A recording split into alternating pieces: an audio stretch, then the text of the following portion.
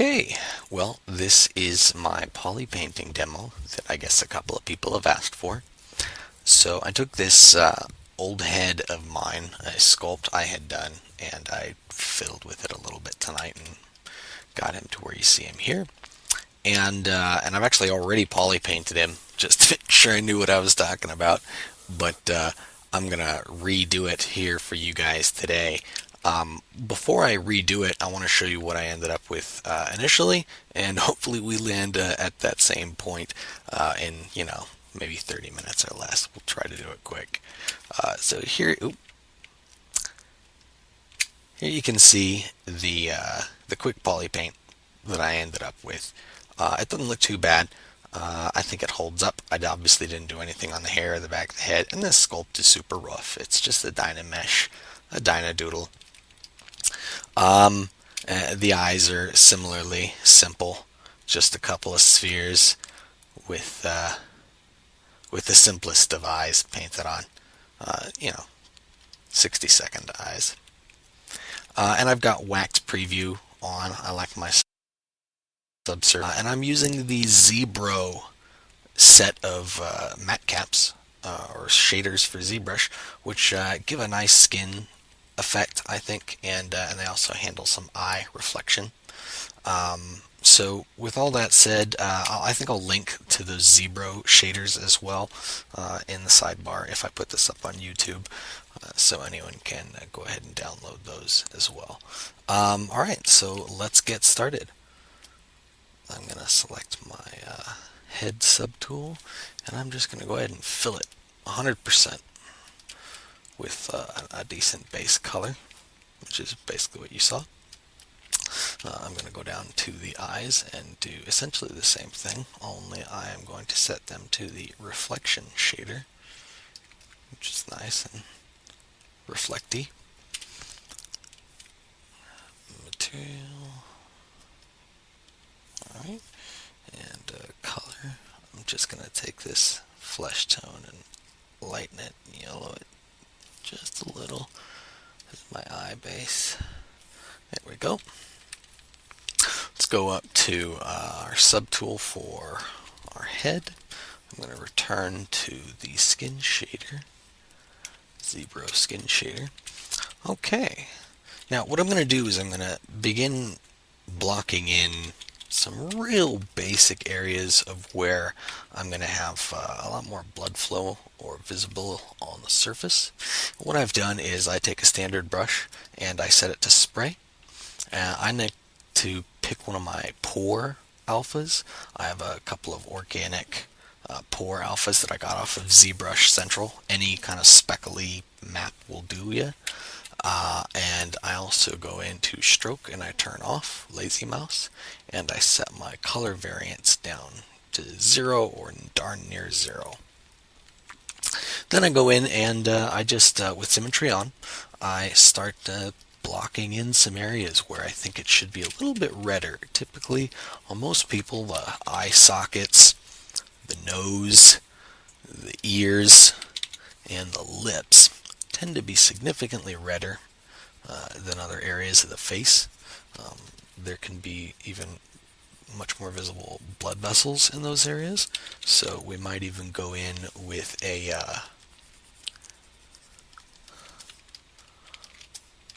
the built-in ZBrush Veins Alpha and knock in some veins into the poly paint. I'm going to go in here and I'll just toggle back and forth between the basic color for my model and my red, and I'll tighten up where I'm, even though I'm scattering, I'll tighten up where I'm placing some of these colors. I'm going to go through and redden up his nose quite a little bit.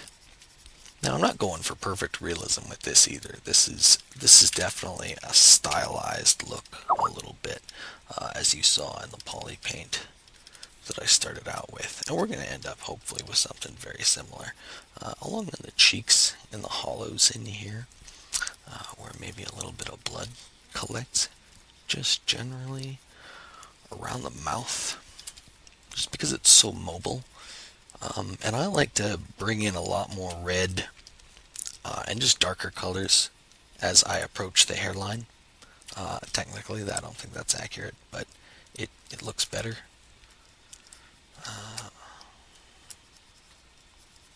So I'm just making the ears really red because they tend to be one of the most flushed areas. And a lot of recesses, cheeks, and what have you. I also tend to bias my bright colors towards the face and the high points of the face that I want to show off in a frontal or three-quarters, so that we can get it looking, a little bit more dramatic and when it's presented, when it's shown in a game or just a render. And I like using the stroke and the alphas that I do because it gives a nice diffuse look without always looking so, hey, I painted this. It gives a nice modeling to the surface that you would have a much more difficult time, I think, achieving intentionally. So we've modeled out most of the skin. Notice that I'm kind of avoiding the beard area because, there's not a lot of sense in saturating with all this red, because in just a minute I'm going to go over it with another darker color, a flesh tone that's infused with a little bit of grays and browns to indicate where there's some hair growth, some subsurface hair growth. It tends to cool out on men's jawline, so I'm going to indicate that here probably next. Actually, no, you know what? I'm going to bring a little bit more than just the two colors I'm using so far, this pink and this tan. I'm going to bring in a little bit of some orange. The human face has a lot of color, ranges, and depending on the ethnicity and age of your subject, excuse me, it's going to change a lot.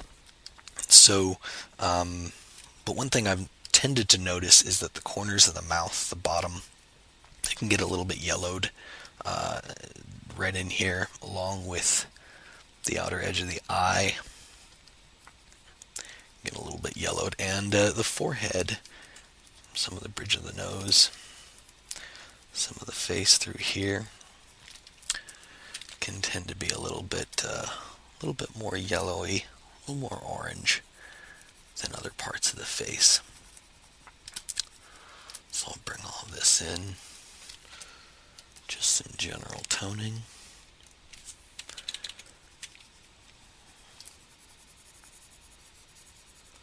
It's pretty subtle work, especially at first, when we're just kind of putting in these general tones. Sometimes we can afford to be real dramatic and just kind of put it on there, because we're going to paint over it later, but it serves as a nice basis for what's to come. And then we'll just give a little smattering of this orangey yellow all over the place and other spots as well.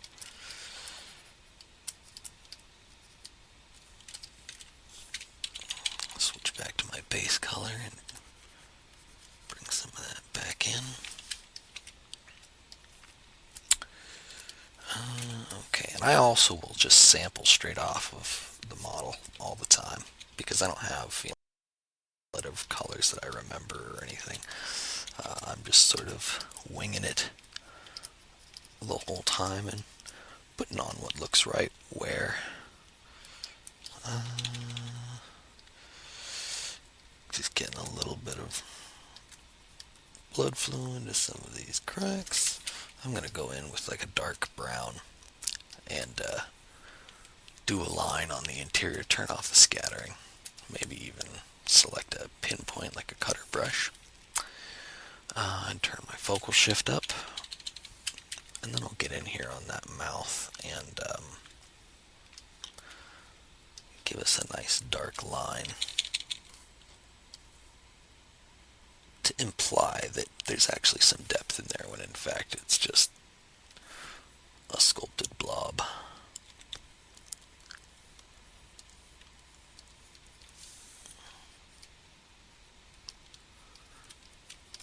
Another thing I'll do is I'll tend to, because I don't often bother to put in eyelashes on a lot of my sculpts, especially quick ones like this, I'll just drop in either, for women it's appropriate because it could be mascara or what have you, or, if you're a guy and you wear mascara, it could be appropriate. But I'm just sort of simulating eyelashes a little bit with some dark, especially if I move the cursor quick like that.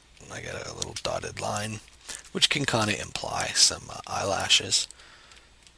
It helps to simulate that, I think. Another area where I'll drop in some really dark browns and reds is in the nostrils. I mean, I don't think we ever really want to light that up.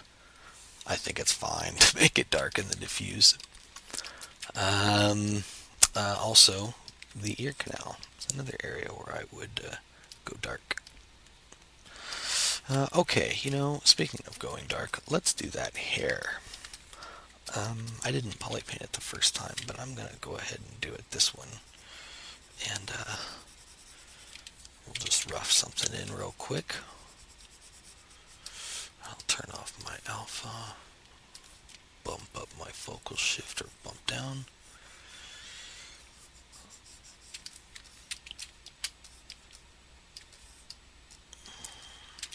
I sculpted this asymmetrically, obviously, because of the hairstyle. So some of this stuff doesn't line up exactly, and I have to go in and touch up either side. But for the purposes of this demo, we're mostly focusing on the face. I'm just doing this so that it's framed nicely while we paint it.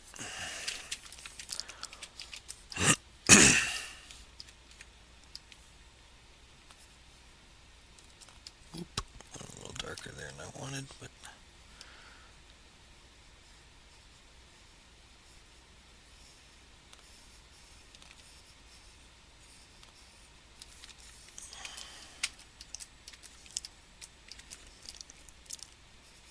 this guy is I don't think I bothered to explain it. He's sort of like if it's not evident from his look, he's kind of like a henchman, like like a Bond villain would hire. That's sort of what I'm thinking. Just sort of a schemy kind of, maybe like a Nazi, just like a not nice fella who does bad stuff for money and or pleasure. Uh,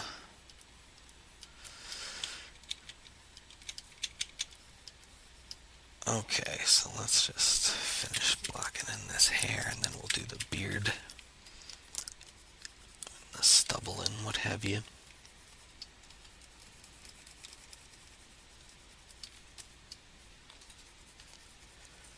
Nice and dark.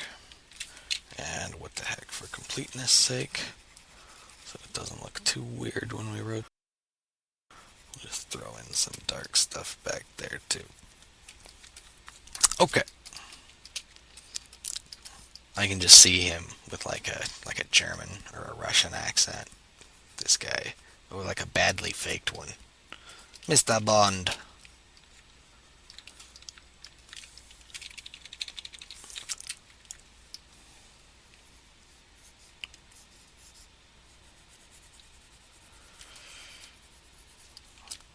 Just for a note of character, because we want to sort of imply that this guy's seen some action.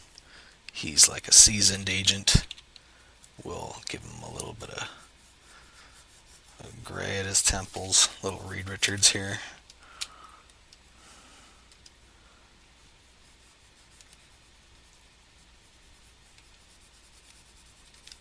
And a little in the lock. Oop, gotta turn off symmetry for that bub. Oop.